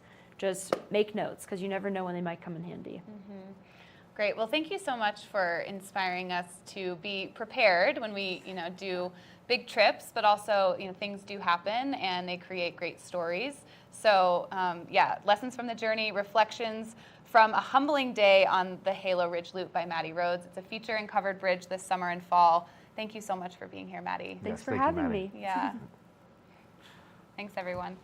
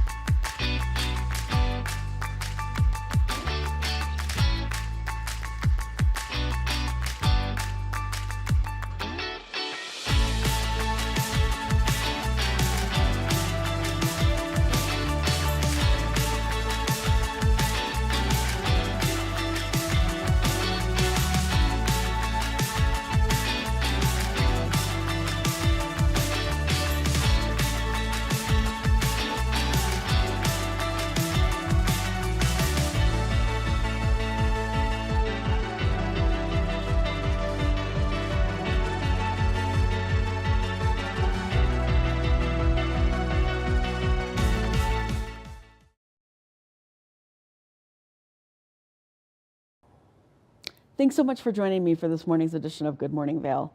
I certainly hope you've enjoyed our retrospective look back at 2023 throughout this entire weekend. We've had such an incredible year, and we want to thank you again for allowing us to come into your homes each and every morning to share local community content. We'll be back tomorrow. Good morning, Vail. See what lies in store for you. There's so many things to